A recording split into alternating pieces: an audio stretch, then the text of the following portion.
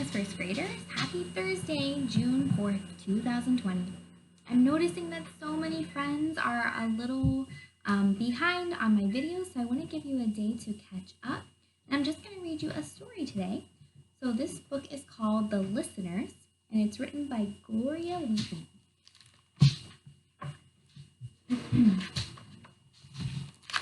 It's still dark in the morning when the boss blows on the bugle. We're out of bed fast. My friends Bobby and Sue are too little to pick cotton like I do. Bobby drives the cows out to pasture. Sue helps the grannies care for the babies. We come home tired. We come home hungry. But Bobby, Sue, and me, Ella May, got more work to do after supper. We gotta listen. Sweet potatoes in our bellies, molasses still sweet on our mouths. We're on our way. Master and mistress at the great house don't tell us slaves nothing. We children listen and carry back the news to our folks. The fireflies turn on and off. Bobby, Sue, and me, Ella May, hunch down in the bushes next to the great house. Listening is a job for us children. We make ourselves small as cotton seeds and quiet as shadows. The breezes puff the curtains out the open windows. Sandflies bite us and mosquitoes stick pins in us, but we don't slap at them. We're here to listen.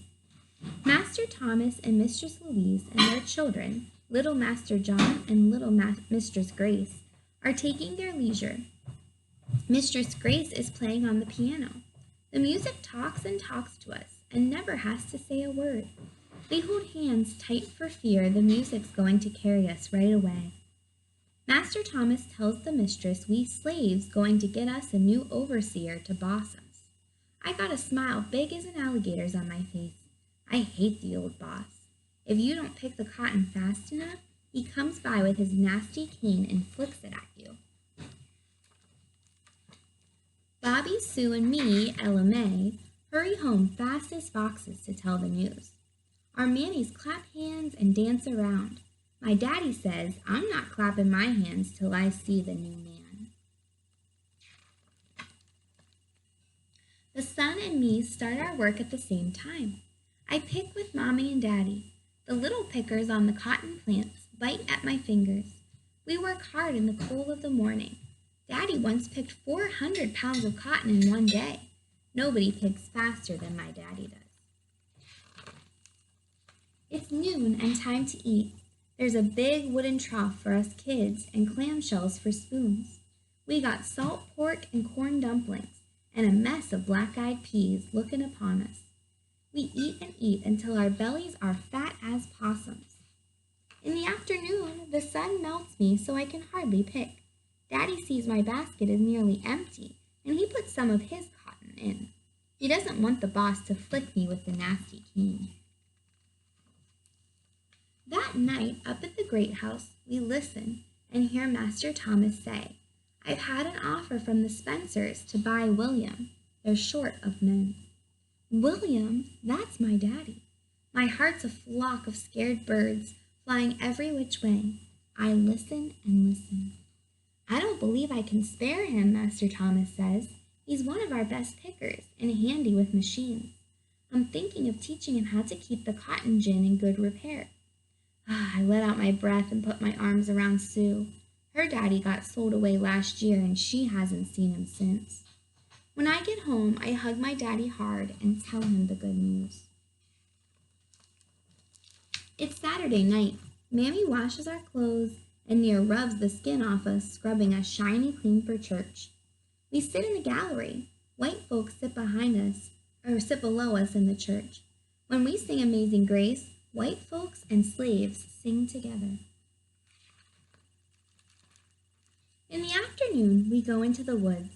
Our church has a blue sky for the ceiling and green grass for the floor. We've got our own preacher. He tells us the story of Moses, who freed the people of Israel. The good Lord's going to free us too, he promises. The Jubilee is coming. We sing All God's Children Got Wings and Stand Still Jordan. We sing louder than the white folks to be sure the good Lord hears us. I hope he's listening. We're listening when the boss tells Master Thomas a plow and some horses would get the work done faster than the hoe.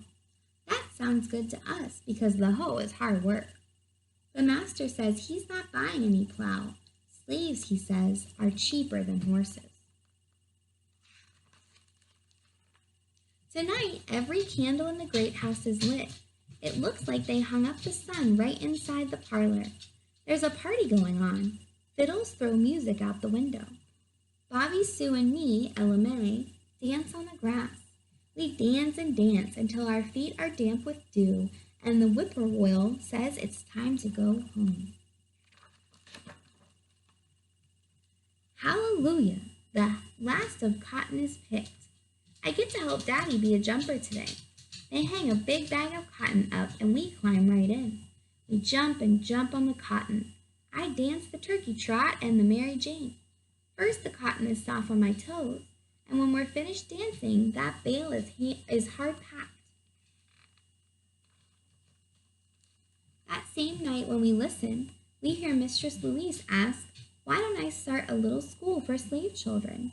Master Thomas says, "What can you be thinking, my dear? It's against the law to educate slaves." The lady who teaches Mistress Grace has set her a poem to learn. She says it over and over for her mamma.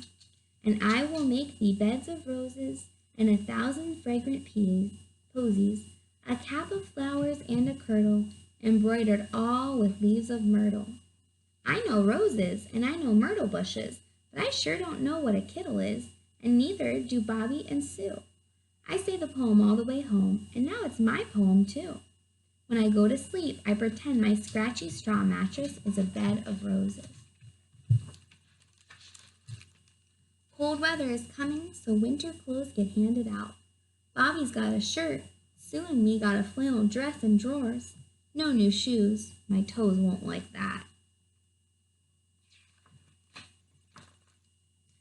Master Thomas is spied walking around in his uniform, brass buttons, sword, and all.